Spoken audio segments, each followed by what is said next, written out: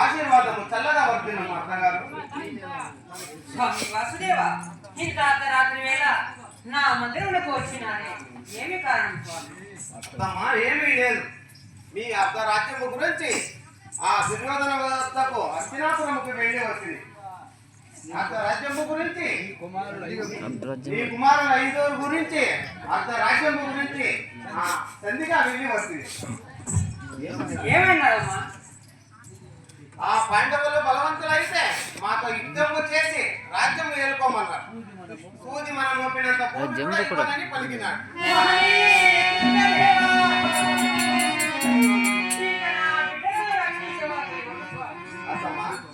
నీకు ఎందుకు కుమారుడు? అంతేనా? నీకు తెలియదా? ఆ పంచపాండవులు 5 మందే కదా? ఒప్పుకుంటా. జ్ఞాపకము చేసుకో. అంతేనా? లేదు కృష్ణ, ఆ పంచపాండవులు 5 మందే. బాగా జ్ఞాపకము చేసుకోమ్మా. కృష్ణ, నన్ను పరీక్షించవా లేదా నాకు పరిహాసం? అత్తమ్మ నీతో నాకు పరిహాసమేమున్నది అత్తమ్మ? లేదు కృష్ణ, ఆ పంచపాండవులు 5 మందే.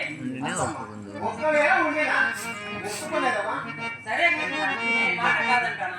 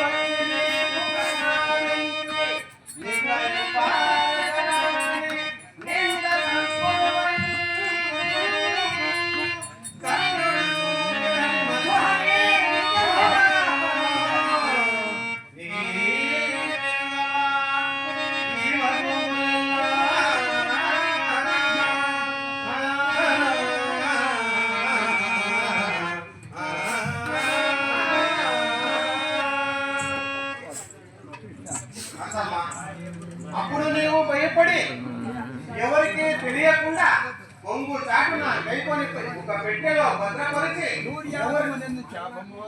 సూర్యాసనమైన శాపము వలన ఎవరికి తెలియకుండా ఒక పెట్టెలో భద్రపరిచి కొంగు చాటున కైకొని పోయి వారేటి గంగలో పారవేసి వచ్చింది.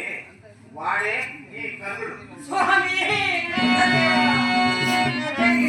జరిగిపోయినది, ఇప్పుడు నేను ఏమి చేయలేను స్వామి. ఏమీ లేదు. నేను జరగబోయే కురుక్షేత్ర సంగమమున ఆ అర్జునుడైన పాల్గొని మీద ఒక్కసారి వేసిన నాగాస్త్రము రెండోసారి వేయకుండా వరము కైకొని నీ కుమారుడైన అర్జునుడి పైన వేసిన నాగాస్త్రము రెండోసారి వేయకుండా వరము కైకొని స్వామి వాసుదేవ, ఆ కర్ణవద్దకు పోయి కర్ణ మీ కన్యరాణిగా అతను నమ్ముతున్నాడా స్వామి? ఇవన్నీ నేను మునిపే చెప్పి ఉంటుంది. నీవు మోయి రావమ్మా. అంతే నీవు పోయి కన్నుల వద్దకు పోయి రావమ్మా. పోయిన కార్యము నెరవేర్చుకొని రామ్మా. పోయిన కార్యము